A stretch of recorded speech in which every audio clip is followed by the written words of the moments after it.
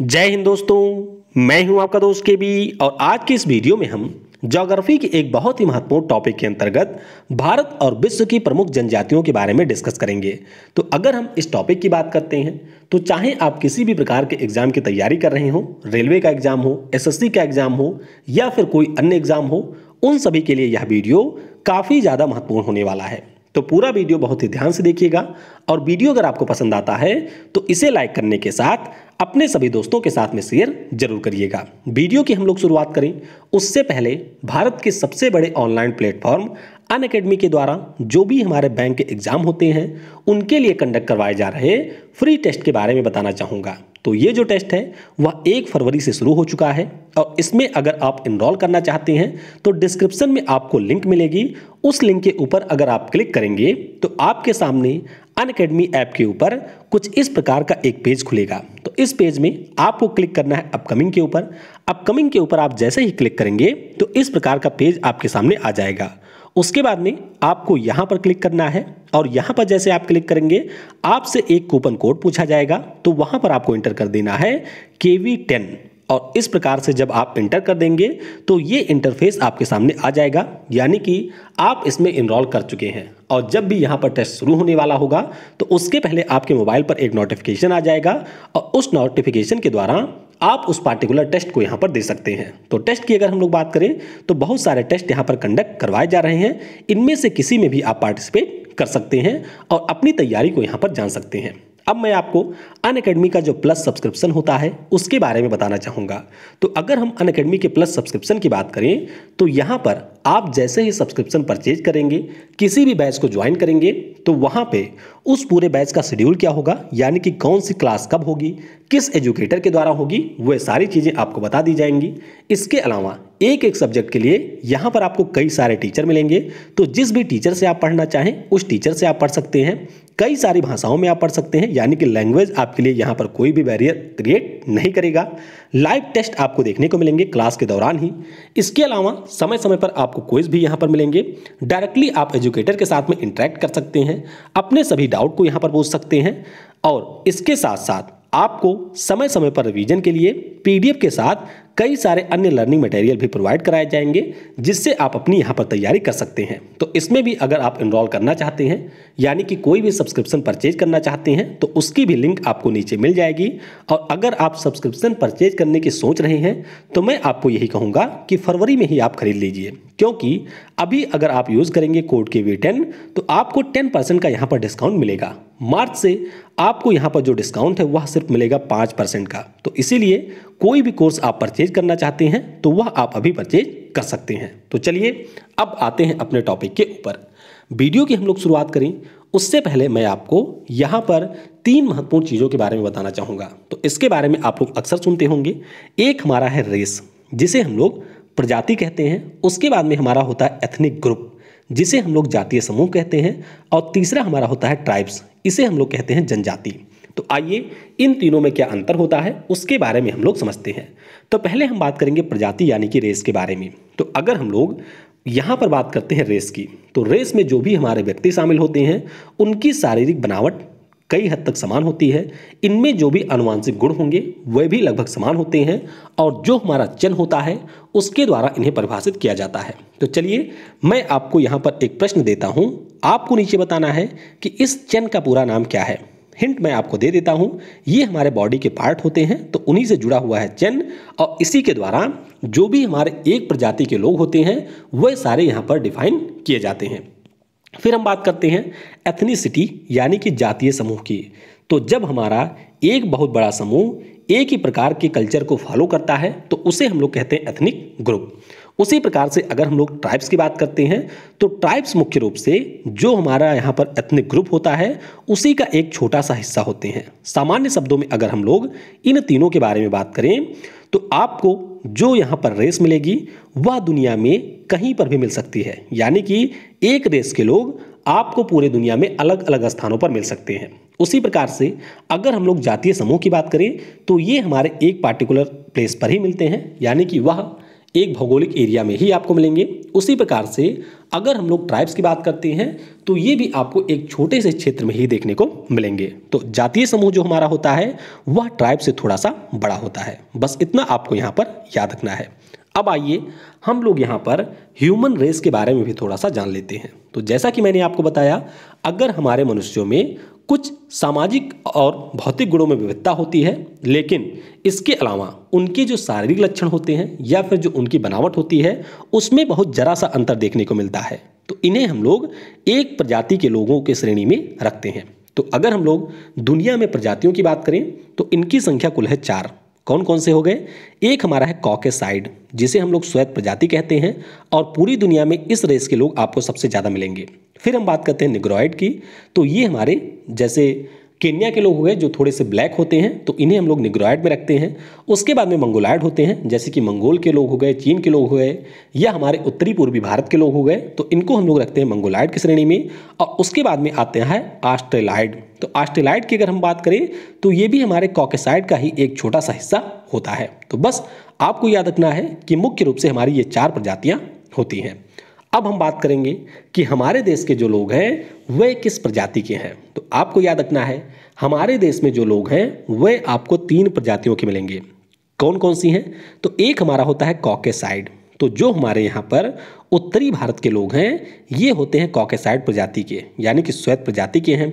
उसी प्रकार से अगर हम लोग सिक्किम से लेकर के ये पूरे उत्तरी पूर्वी भारत की बात करें तो यहाँ के लोग हमारे होते हैं मंगोलाइड के। आपने देखा होगा कि जो भी हमारे उत्तरी भारत के लोग हैं और जो हमारे उत्तरी पूर्वी भारत के लोग हैं उनकी बनावट में आपको अंतर देखने को मिलेगा। तो इससे आप समझ सकते हैं कि जो हमारी प्रजातियां होती हैं वे यहाँ पर बनावट के आधार पर अलग अलग होती हैं। उसी प्रकार से अगर हम लोग ऑस्ट्रेलाइड की बात करते हैं तो हमारे जो दक्षिण भारत के लोग हैं वे आपके ऑस्ट्रेलाइड प्रजाति में आते हैं। जैसे कि आपने देखा होगा कि उत्तर भारत के जो लोग हैं, दक्षिण भारत के जो लोग हैं और जो हमारे उत्तर पूर्वी भारत के लोग हैं इनकी बनावट में आपको थोड़ा सा अंतर देखने को मिलेगा। हालांकि अगर हम लोग उत्तरी और दक्षिणी भारत की बात करें तो इनमें आपको अंतर बहुत ज़्यादा देखने को नहीं मिलेगा, क्योंकि मैंने आपको बताया कि जो हमारा ऑस्ट्रेलाइड होता है ये इसी कॉकेसाइड का ही एक पार्ट होता है। लेकिन अगर हम लोग मंगोलाइड की बात करते हैं, यानी कि जो हमारे यहाँ पर उत्तरी पूर्वी भारत के लोग हैं उनकी बनावट में आपको काफ़ी ज़्यादा अंतर देखने को मिलेगा। तो ये आपको ध्यान रखना है कि किस क्षेत्र में कौन सी प्रजातियां निवास करती हैं। दुनिया की अगर हम लोग बात करें तो उसके बारे में भी आपको थोड़ा सा आइडिया रखना है। जो हमारा यहाँ पर दक्षिण और उत्तर अमेरिका है यहाँ पर आपको मिलेंगे मंगोलाइड। उसके अलावा जो हमारा यूरोप है यहाँ पर आपको कॉकेसाइड मिलेंगे। निग्रोइड आपको मिलेंगे अफ्रीका में। ऑस्ट्रेलाइड आपको कहाँ पर मिलेंगे? तो ये आपको मिल जाएंगे ऑस्ट्रेलिया में। उसी प्रकार से कॉकेसाइड आपको थोड़ा सा भारत और ये जो हमारा दक्षिणी पूर्वी एशिया है यहाँ पर मिलेंगे। और बाकी मंगोलाइड की बात करते हैं तो ये सारे इस रीजन में देखने को मिलेंगे। तो ये मैंने एक आपको सामान्य सा आइडिया दिया है। ऐसा नहीं है कि मंगोलाइड ही यहाँ पर होते हैं।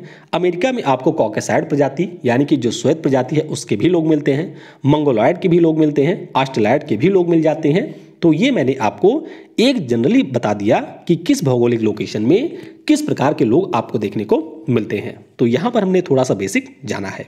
अब आइए हम लोग यहाँ पर बात करते हैं ट्राइब्स के बारे में, जिन्हें हम लोग जनजाति के नाम से जानते हैं। तो पहले तो आपको यही याद रखना है कि हमारे संविधान का जो भाग 5 है, यानी कि 5वीं अनुसूची में हमारे यहाँ पर जो भी ट्राइबल लोग हैं या फिर ट्राइबल क्षेत्र हैं उनके यहाँ पर किस प्रकार से प्रशासन होगा, किस प्रकार से उनके एरिया का नियंत्रण रखा जाएगा, उसके बारे में प्रावधान दिया गया है। तो 5वीं अनुसूची ये आपको याद रखना है। इसके अलावा जो हमारा 6th शेड्यूल है उसमें आपके असम, मेघालय, त्रिपुरा और मिजोरम में जो जनजातीय क्षेत्र हैं उनके बारे में प्रावधान दिया गया है। तो सामान्य शब्दों में आप ये ध्यान रखेंगे कि हमारे संविधान की जो 5वीं और 6ठी अनुसूची है वह आपके जनजातीय लोगों से संबंधित है।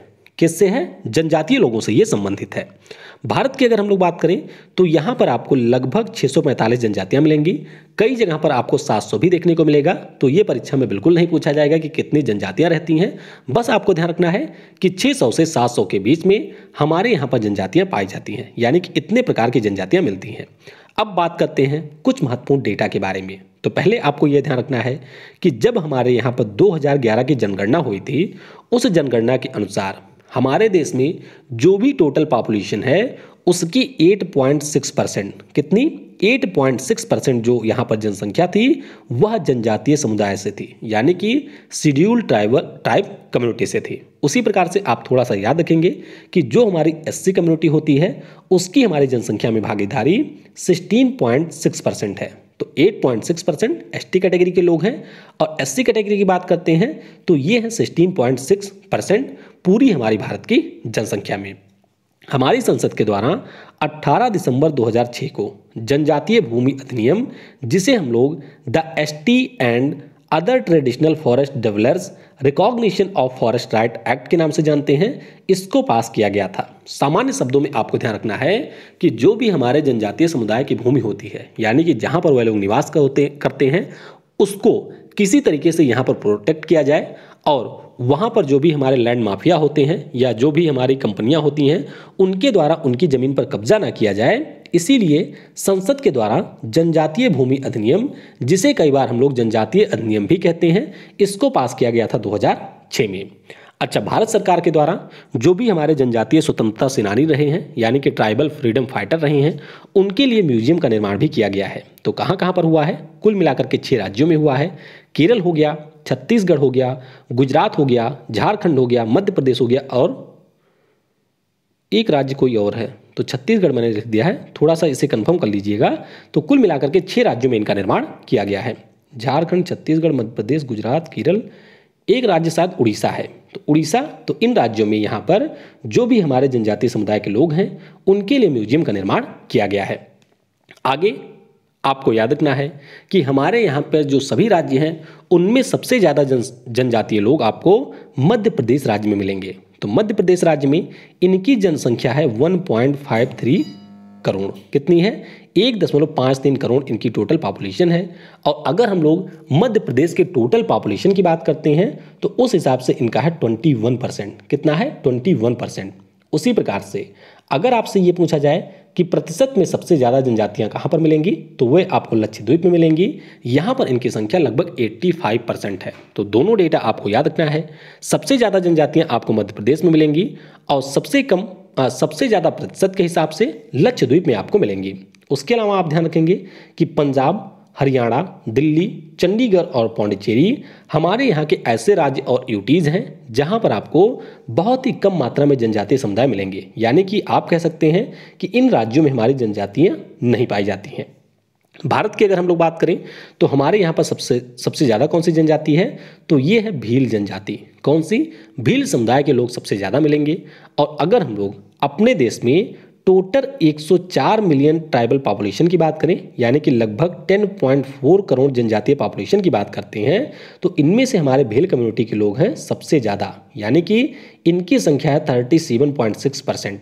सबसे ज़्यादा दूसरे नंबर पे कौन है, तो ये है गोंड। तो 2 आपको कम से कम याद रखने हैं। केंद्र शासित प्रदेशों में बात करते हैं तो लक्षद्वीप में, जैसा कि मैंने आपको बताया, सबसे ज़्यादा है।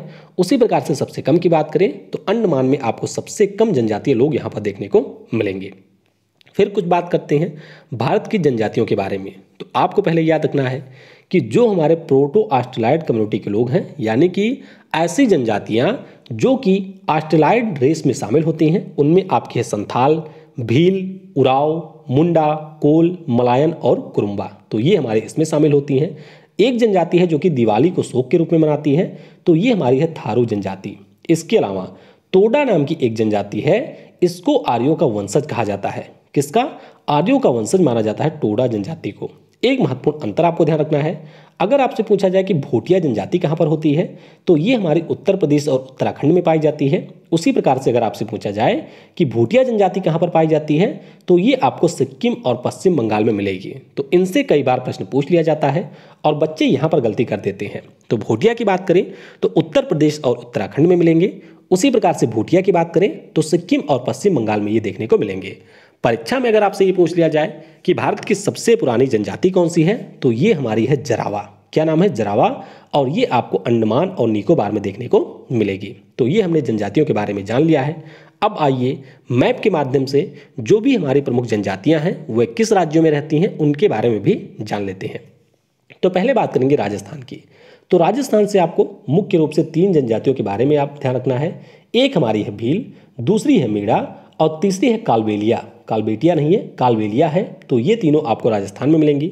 उसी प्रकार से बिहार की बात करें तो गोंड हो गया, मुंडा हो गया, संथाल हो गया, ये हमारे बिहार में है। अरुणाचल प्रदेश की बात करते हैं तो मिसमी है, डफला है, अभोर है, ऑप्टनिस है, ये सारी हमारी आपको मिलेंगे अरुणाचल प्रदेश में। पश्चिम बंगाल की बात करें तो लोथा और भूटिया, ये जनजाति आपको मिलेगी पश्चिम बंगाल में। उड़ीसा की बात करें तो मुयांग, उराव और भुइया, ये सारी आपको उड़ीसा में मिलेंगी। तमिलनाडु की बात करते हैं तो बदागस, कोटा, तोडा और नीलगिरी, ये आपको तमिलनाडु में मिलेंगी। महाराष्ट्र की बात करें तो बंजारा और कोली आपको महाराष्ट्र में मिलेंगी। उसी प्रकार से अगर हम लोग मध्य प्रदेश की बात करते हैं जहां पर सबसे ज़्यादा जनसंख्या है तो यहाँ पर आपको भील, गोंड, कोल, बैगा और सहरिया, तो ये सारी आपको मिलेंगी मध्य प्रदेश में। तो ये पॉइंट भी आपको ध्यान रखना है।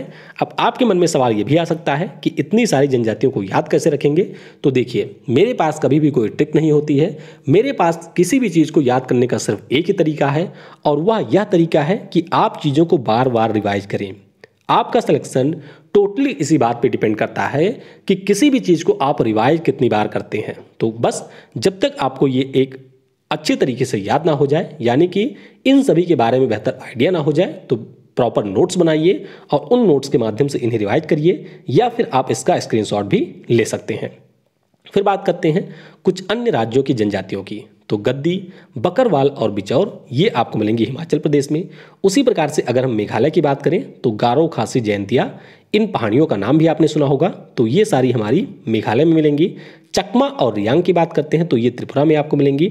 उसी प्रकार से आंध्र प्रदेश की बात करें तो चंगस, गोंड, लवादा और बहुरूपिया, ये सारी आपको आंध्र प्रदेश राज्य में देखने को मिलेंगी। तो ये आपको यहाँ पर याद रखना है। फिर हम लोग थोड़ा सा बात करते हैं कुछ अन्य जनजातियों की। तो सिक्किम की बात करें तो लेप्चा, लिंबू और भूटिया, ये आपको मिलेंगी सिक्किम में। उसके बाद में अगर असम की बात करते हैं तो मिक्किर, बोरो, तिवा, थेंगल, होजई, कचारी, सरानिया, ये सारी आपको असम में मिलेंगी।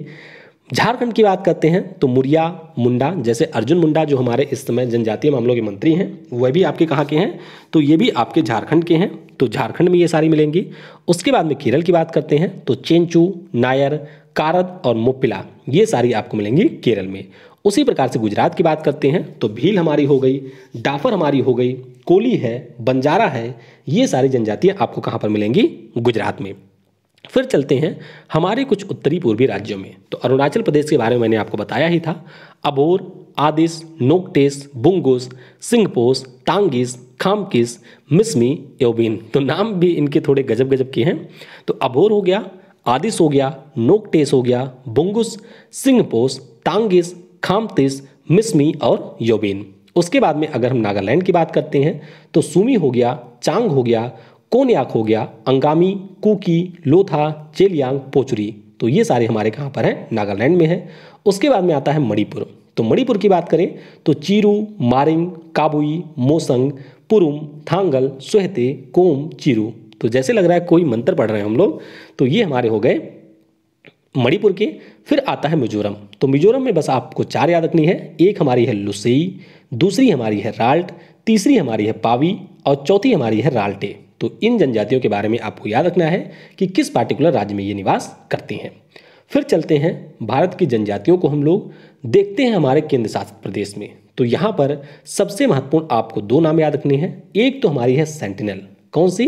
सेंट्रल जनजातियाँ, तो ये अक्सर न्यूज में भी रहती हैं, तो इनके बारे में आपको ध्यान रखना है कि ये हमारे अंडमान और निकोबार में मिलती हैं। उसी प्रकार से अगर हम लोग जरावाक जनजाति की बात करते हैं जो कि भारत की सबसे पुरानी है, तो ये भी आपको अंडमान और निकोबार में ही मिलेंगी। और एक हमारी है होंगा। तो होंगा की अगर हम लोग बात करते हैं तो ये भी आपको अंडमान में ही देखने को मिलेंगे। तो इस प्रकार से भारत की जो भी जनजातियाँ थीं उनके बारे में यहाँ पर हमने डिस्कस कर लिया है। अब कुछ हमारी ऐसी जनजातियाँ हैं जो कि आपको एक राज्य के साथ साथ कई अन्य राज्यों में भी देखने को मिलेंगी। जैसे कि एक हमारी हो गई मुंडा। तो मुंडा मैंने आपको बताया कि मुख्य रूप से झारखंड में मिलती हैं, लेकिन ये जनजातियाँ आपको पश्चिम बंगाल, मध्य प्रदेश, बिहार, छत्तीसगढ़ और त्रिपुरा में भी देखने को मिलेंगी। गोंड की अगर हम लोग बात करते हैं तो ये आपको मध्य प्रदेश, महाराष्ट्र, उत्तर प्रदेश, तेलंगाना, आंध्र प्रदेश, बिहार और उड़ीसा में देखने को मिलती हैं। कोल की बात करते हैं तो बिहार, झारखंड, उड़ीसा, छत्तीसगढ़, मध्य प्रदेश और महाराष्ट्र में मिलेंगी। भील जो कि भारत की सबसे बड़ी जनजाति है, तो ये आपको गुजरात में मिलेंगी, मध्य प्रदेश में मिलेंगी, महाराष्ट्र, राजस्थान और छत्तीसगढ़ राज्यों में देखने को मिलेंगी। फिर हम लोग बात करते हैं बैगा की। तो बैगा की अगर हम लोग बात करें तो ये आपको मध्य प्रदेश में तो मिलेंगे ही, इसके अलावा उत्तर प्रदेश हो गया, झारखंड हो गया, छत्तीसगढ़ हो गया, तो इन सभी में बैगा मिलेंगी। कई बार परीक्षा में ये पूछ लिया जाता है कि इनमें से कौन सी जनजाति है जो कि कृषि और पशुपालन करती है। तो भुक्सा जनजाति हो गई, थारू जनजाति हो गई, बकरवाल हो गई, जौनसारी हो गई, तो ये सारी ऐसी जनजातियां हैं जो कि यहाँ पर कृषि के साथ पशुपालन भी करती हैं। तो इनके बारे में आपको यहाँ पर थोड़ा सा आइडिया रखना है और इनके ऊपर मैं अलग से क्वेश्चन भी लेके आऊँगा, यानी कि भारत और विश्व की जनजातियों के ऊपर हम लोग अलग से क्वेश्चन भी डिस्कस करेंगे। तो वहाँ पर जो भी अदर पॉइंट होंगे उनको हम लोग डिस्कस कर लेंगे। तो भारत की जनजातियों को हमने समाप्त कर दिया है। अब आइए विश्व की जो प्रमुख जनजातियां हैं उनके बारे में हम लोग जान लेते हैं। तो यहाँ पर बस आपको इतना याद रखना है कि ये जो पार्टिकुलर जनजाति है वह आपको कहाँ पर देखने को मिलेगी। तो आइए पहले बात करते हैं कुर्द की। तो कुर्द बहुत ही ज़्यादा महत्वपूर्ण है। तो कई बार आपने कुर्दिस्तान का नाम भी सुना होगा। तो कुर्द नाम की जो जनजातियाँ हैं वह आपको टर्की, ईरान और इराक में देखने को मिलेंगी। कहाँ पर? टर्की, ईरान और इराक में आपको देखने को मिलेंगी। और अगर हम लोग इन जनजातियों की बात करें तो इन्हीं के द्वारा यहाँ पर एक नए देश की मांग की जाती है जिसका नाम होगा कुर्दिस्तान। तो कुर्दिस्तान जो हमारा देश होगा, यानी कि जो यहाँ पर मांग की जाती है वह आपके टर्की का कुछ हिस्सा होगा, इराक का कुछ हिस्सा होगा और होगा फिर ईरान का कुछ हिस्सा। तो ये जो जनजातियाँ हैं वे आपको इन 3 देशों में देखने को मिलेंगी। उसके बाद में एक हमारी जनजाति होती है बद्दू। तो ये भी परीक्षा में कई बार पूछा जा चुका है, अलग अलग परीक्षाओं में। बद्दू जनजाति की बात करते हैं तो ये आपको अरब मरुस्थल में देखने को मिलेंगे। कहाँ पर? अरब मरुस्थल में आपको बद्दू जनजाति देखने को मिलेंगी। सेमांग की अगर हम लोग बात करते हैं तो ये आपको मिलेगा मलेशिया में। कहाँ पर? मलेशिया में आपको मिलेगी सेमांग जनजाति। फिर हम लोग अगर किर्गिज़ की बात करते हैं तो जो हमारे मध्य एशिया के देश हैं, यानी कि कजाकिस्तान, ताजिकिस्तान, उज्बेकिस्तान, तो यहाँ पर आपको किर्गिज़ नाम की जनजाति देखने को मिलेंगी। उरान जनजाति से प्रश्न पूछा जाता है तो इसके बारे में आपको ये ध्यान रखना है कि ये जापान देश में देखने को मिलेंगी। उसके बाद में एक जनजाति और है जिसका नाम है कैम्सिन।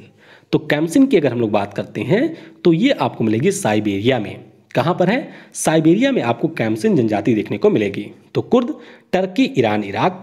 बद्दू की बात करें तो अरब मरुस्थल, सेमांग की बात करें तो मलेशिया, किर्गिज़ की बात करें तो मध्य एशिया, उरान की बात करें तो जापान और कैम्सिन की अगर हम बात करते हैं तो हमारे जो रूस का साइबेरिया वाला रीजन है, यानी कि जो हिस्सा हमारा एशिया में आता है, वहाँ पर आपको कैम्सिन जनजाति देखने को मिलेगी। अब हम लोग चलते हैं अफ्रीका में। तो अफ्रीका की जनजातियों से सबसे ज़्यादा परीक्षा में प्रश्न पूछे जाते हैं, तो इनके बारे में तो आपको बिल्कुल ही याद रखना है। पहले हम बात करेंगे फुलानी जनजाति की। तो ये जो हमारी जनजाति है वह आपको पश्चिमी सहारा में देखने को मिलेगी। कहाँ पर?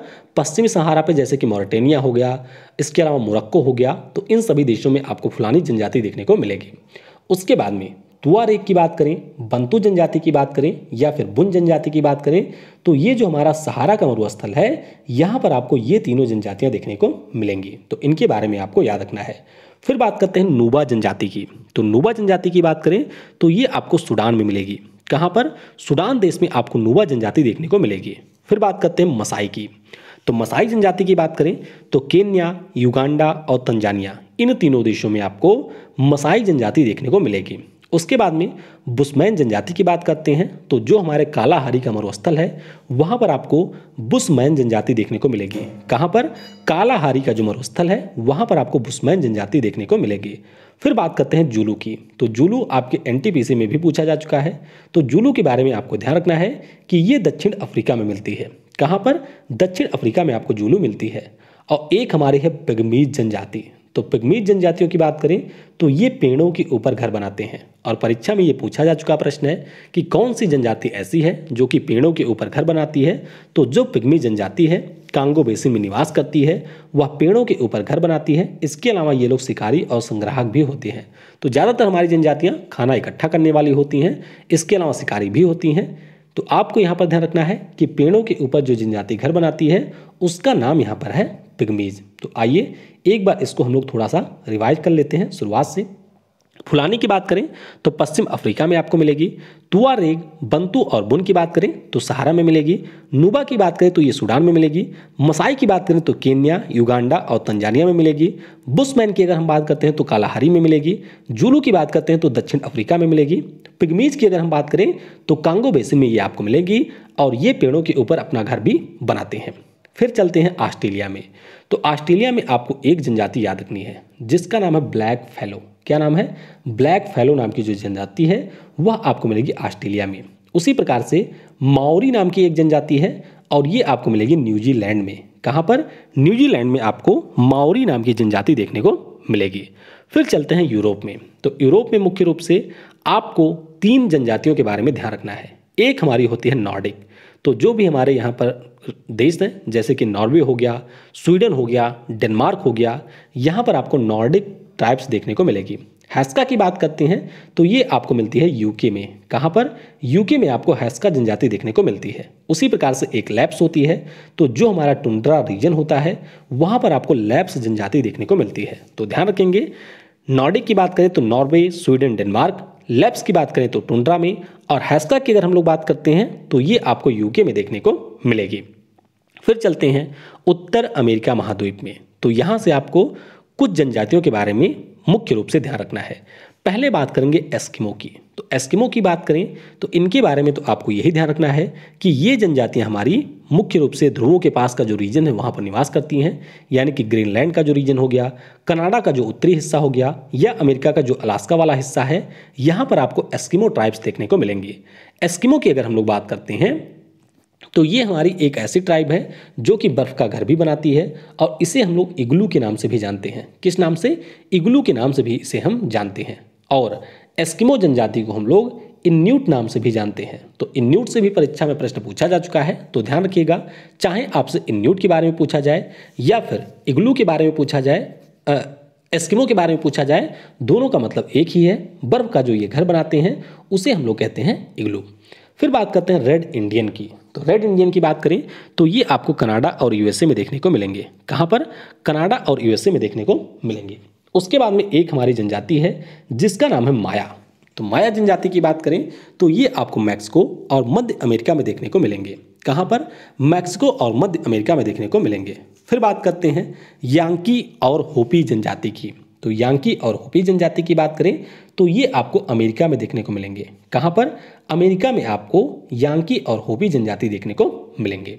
तो एस्किमो की बात करें तो अलास्का, कनाडा और ग्रीनलैंड में। रेड इंडियन की बात करें तो कनाडा और यूएसए में। यांकी और होपी की बात करें तो ये आपको यूएसए में मिलेंगे। माया की बात करते हैं तो ये आपको मैक्सिको और जो हमारे यहाँ पर मध्य अमेरिका के छोटे छोटे देश हैं वहाँ पर आपको माया जनजाति देखने को मिलेगी। फिर हम लोग चलते हैं दक्षिण अमेरिका में। तो दक्षिण अमेरिका में बस आपको एक जनजाति का नाम याद रखना है और इसका नाम है बोरो। क्या नाम है? बोरो। तो बोरो की बात करते हैं तो ये आपको पेरू में मिलेंगे, अमेजन घाटी में मिलेंगे, इसके अलावा ब्राज़ील में देखने को मिलेंगे। तो इसके बारे में आपको ध्यान रखना है कि जो हमारी बोरो जनजाति है वह दक्षिण अमेरिका कॉन्टिनेंट में पाई जाती है। तो इस तरीके से हमने भारत और विश्व की जो भी प्रमुख जनजातियाँ थीं उन सभी के बारे में यहाँ पर पढ़ लिया है। अगर आप चाहें तो वीडियो का नोट्स बना सकते हैं या फिर 3 से 4 बार अगर आप वीडियो को देख लेंगे स्पीड बढ़ा करके भी तो आप इनके बारे में अच्छे से जान जाएंगे। वीडियो को समय देने के लिए आप सभी को बहुत बहुत धन्यवाद। और आज शाम की जो 2 वीडियो होगी उसमें हम लोग आरआरबी एनटीपीसी का जो पेपर है यानी कि आज जो हमारा पेपर होगा उसके एनालिसिस को यहाँ पर करेंगे। और वीडियो को अगर आपने यहाँ पर देखा है तो आपको पता ही है क्या करना है, नीचे आप कमेंट में लिखेंगे यस। देखिए लगभग 90% लोग ऐसे होते हैं जो कि वीडियो को पूरा नहीं देखते हैं और बाद में वो शिकायत करते हैं कि उनका सिलेक्शन नहीं हुआ। तो मैं आपको बताता हूँ, वीडियो आप पूरा देखेंगे, उसके बाद में उसका प्रॉपर नोट्स बनाएंगे, नोट्स को कई बार रिवीजन करेंगे, समय समय पर आप मॉक टेस्ट देंगे, उसके बाद में आप उन बच्चों के बराबर पहुंचेंगे जिनके साथ में आपका कंपटीशन है। यानी कि सिर्फ 2-4 मिनट वीडियो देख लेने से या यूट्यूब के ऊपर 2-4 वीडियो देख लेने से आपका सिलेक्शन कभी नहीं होने वाला है। आप ऐसे कई सालों तक देखेंगे फिर भी नहीं होगा। सिंपली आपको मैं 3 रूल बताता हूँ, आप वीडियो पूरा देखिए या फिर जो कोई चैप्टर पढ़ रहे हैं उसका पूरा पढ़िए, उससे प्रॉपर नोट्स बनाइए, यानी कि जो आपके काम की चीज़ें हैं उसको आप लिखिए, उसको कई बार रिवाइज करिए और समय समय पर मॉक टेस्ट दीजिए। मॉक टेस्ट देना भी आपके लिए बहुत ही ज़्यादा महत्वपूर्ण है और जब आप इन तीनों स्टेप को करेंगे तो आप उन बच्चों के बराबर पहुंचेंगे जिनके साथ में आपका कंपटीशन है रियल में। बाकी ऐसे सारे फेक कंपटीशन तो आपको बहुत मिल जाएंगे, लेकिन रियल कंपटीशन वाले बच्चों के पास में पहुंचने के लिए ये तीनों स्टेप आपको करने होंगे। तो वीडियो को समय देने के लिए एक बार फिर से आपको धन्यवाद। Thanks for watching. जय हिंद, जय भारत और सबसे जरूरी, पढ़ेगा भारत तो बढ़ेगा भारत।